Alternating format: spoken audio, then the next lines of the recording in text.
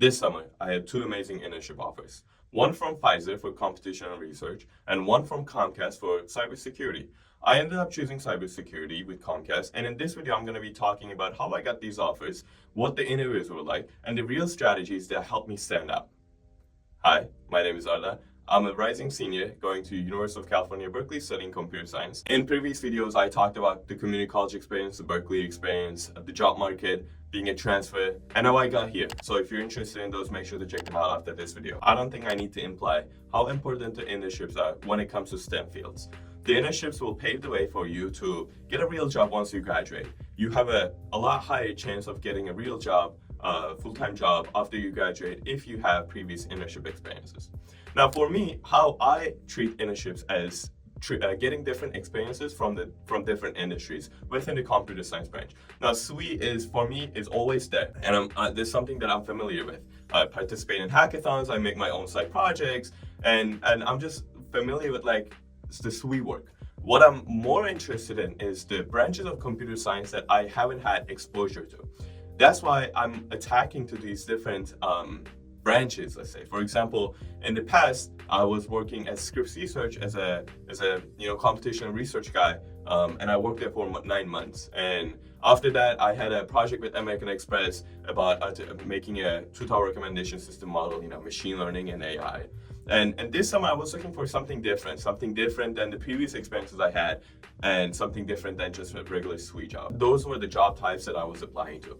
I'm gonna put a list of companies that I interviewed with here. For all these companies, the roles were not SWE roles, but rather they were roles that would give me exposure to different branches under the computer science. And I really want to be transparent about the rejections that I received. I'm still receiving rejections. Like, I received one yesterday. It's like, well, we're like 5 weeks into summer now, but I'm still receiving rejections because I applied to a lot of jobs. I started late to keeping track of Excel sheet of the jobs that I applied to, but at some point I started it, and then after I got my offer, I kind of stopped doing it. But in that Excel sheet alone, there's like 150 jobs, which doesn't include all of them. So my first point is I want you to get into the mindset of getting rejected is okay. Getting rejected is part of this game. I promise you, even if you are like the best internship candidate in the world, you have, let's say, all the Olympics, like, let's say you're the best, you will probably still receive rejections. First, there are AIs usually that goes over your resume. So in order to bypass those AIs, make sure that you put relative keywords. You look at the job description and you put relative keywords to your resume. Second is referrals are very important. Now, I applied to a lot of jobs. The 2 offers I got were the jobs that I applied were referrals. Now, that doesn't mean that referrals give you job offers instantly. Usually referrals help you get your foot into the door, get the first interview. How I got these referrals was for Comcast. I was part of a program called Reboot Scholars, and I saw a post on their Slack channel, and they were like, hey, this is a referral link. Applied. Another thing is you really need to master the behavioral interviews because they're usually just very similar. Like the behavioral interview I had with Pfizer, a biotech company, versus Comcast, a giant media company, was essentially the same. Usually they ask you about questions like tell me about a time, blah blah blah, and you use a STAR method. Look it up, practice it, because this behavioral interviews will always be there. If you don't have the communication skills, the necessary people skills, you can still develop those, by go watch some courses on Coursera, go watch some YouTube videos, and just go out there, talk in person. Talking in person will help you a lot rather than just reaching out to people online. If you have a chance, go up to them in person. And adding on to the behavioral interviews, you really need to master the storytelling. The behavioral interviews are essentially the storytelling. They can already see what's on your resume, but they want to hear from you. So you need to put your experiences on your resume in such a way that it just flows and answers their question properly. And you're just telling a story about like once upon a time you had a problem with this, and this is how you stand out, and this is the qualifications that you showed. So if you're not comfortable with these things, just do mock interviews with your friends, with your teachers, with somebody. I'm sure there's some online services. You really need to master these. And when it comes to technical skills, I really can't talk about the technical skills that are required for each job because it greatly depends. But what I can talk about is technical interviews I had. But before I do that, 2 more things about the behavioral interviews. Make sure that you follow up with your recruiter after your interview, maybe a couple days later. Find a follow-up template online, or just ask the ChatGPT to write a follow-up email, and just be nice. At the end of the day, we are all trying to be different from each other, so we can just stick to the interviews or stand out. It'll take like 2 minutes of your time, and it will not hurt your application, trust me. And the last thing is also researching the company well is very important. Look up to Glassdoor and then see the previous interview questions that were asked. For example, I interviewed with like 10 plus companies, and only one of them essentially asked me about like what I knew about them. It was Accenture. Ripple also asked me this question, but they were like willing to explain because they're a relatively small company compared to Accenture. But luckily, I did just went to Accenture's Glassdoor page, and then I was looking at the questions that previous people got asked to, and I saw like this question was like a common theme. So I just like did my research beforehand, and sure enough, one of the first questions the recruiter asked me was, "So why Accenture, and why do you want to work here, and what do you know about Accenture?"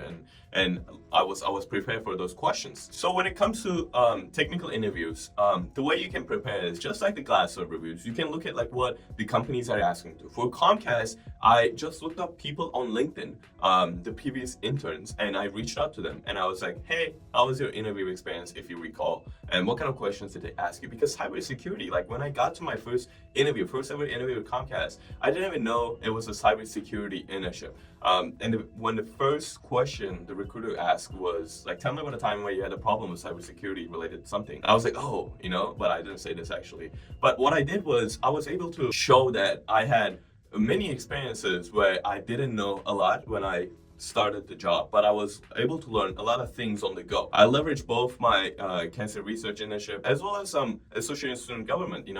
I was like, I got into the chair position in my community college, and all of a sudden they gave me this huge budget and they asked me to manage this budget, and I had to do a lot of talking, researching to learn how to manage like a huge budget for all the clubs and activities in the school. And essentially the behavioral interview, like I told all these things in a storyline way, and when she asked me more questions about cybersecurity, I was always relating back to my projects where I didn't know it, because you want to be real with your recruiter. I was very upfront about I didn't have a lot of previous experience in cybersecurity, but I was trying my best to show that I always put myself into situations where I don't know a lot, but I learned a lot of things, and that's where I thrive the most. And sure enough, it worked. And then for technical part, I called up people I looked up people on LinkedIn, previous interns, and I talked with them, and they were like, "Oh, they just ask a LeetCode type of question, and I ask you to explain it." I was like, "Okay, that's something I'm familiar with. That's like not something crazy." Some companies do have different technical interviews, but I prepared for like some LeetCode questions. The LeetCode question was like a medium type of LeetCode question. It was related to some like password algorithm, and I was able to solve it. I explained my very well, and there are a lot of technical interview videos out there. You gotta make sure that you ask some clarification questions beforehand. You gotta make sure that you're explaining your thought process properly when they ask you to optimize it. You don't just get stuck and don't know what to do. Rather than just memorizing the questions, you gotta look for some patterns, etc., etc. But that was a technical experience with Comcast. When it comes to Pfizer, they didn't really have me do LeetCode, because I don't know if that really exists in the biotech industry. But what they did was just having me interview with a bunch of different teams. I think I interviewed with maybe five. I think I interviewed with 4 or 5, let's say, teams in Pfizer, and they were all different. They were all like scientists that spent like 30 years in the field, like all PhD people. Luckily, I was familiar with like the environment thanks to my previous experiences. But they were all asking me about my previous experiences. It was more like behavioral interviews. They asked me some like technical things that they were included in my resume, like the projects I've done, etc., etc. And at the end of the day, I did get the offer from Pfizer, but Comcast's offer was more appealing to me, and cybersecurity was a field that I was yet to explore. So I chose cybersecurity at Comcast, and so far it's amazing. Living in Philly, I'm in the tallest building in Philadelphia here. Very nice environment. It's my first time being in such a big corporate environment. I want to sum up everything, my advice. If you're still searching for internship, or if you're gonna start looking for an internship for the next cycle, and the first one being making rejections normal. Okay, don't let the rejections demoralize you. Rejections are just part of the game. I already talked about this. It's just how it is. Okay, don't put all of your eggs in one basket. Don't put all of your hopes into one company, because they receive so many applications. Something can go, even if you're the perfect application or perfect applicant, maybe the headcount will block you from getting into the company, or you never know, maybe they're gonna stop their program. Like, the world is crazy right now, so don't put all of your eggs in one basket. Even if you're moving on to the final stage with one company, still interview with other companies, and make sure you're not putting all of your eggs in one basket. Like I said, referrals matter. Just reach out to people, look at the alumni from your school, hop into a 15-minute call, be curious about them, about their position, ask some questions about themselves, and then towards the end, market yourself, and maybe on the first call, maybe on the second call, maybe on the first call, don't ask. I mean, it's really up to you, but try to get those referrals. Even a single referral, could make a difference, because you never know. What if that's the referral that you'll get the internship offer with? And the third advice is, don't underestimate your story, okay? I always like to tell my personal story as with my professional story. Like, I tell about my experiences in internships as well, but I also tell them about like how I moved to the United States, 5 years ago, didn't know any English, got rejected from all the universities, went to community college, and essentially got into all the UCs that I wanted to go, and then chose Berkeley. I always kind of try to fit this in in a 30-second, 1-minute window after my professional 1-minute introduction. Some people don't like to put that they're transferred, but I personally think that reflects my story. And I always talk about, I usually try to talk about my overall story on how I ended up being in that interview call. And the last one is, you don't need to be a LeetCode god, okay? Especially with all the AI applications out there. Companies are shifting from LeetCode to different types of interviews. I don't really know how it's gonna turn out, but showing curiosity and initiative goes really far.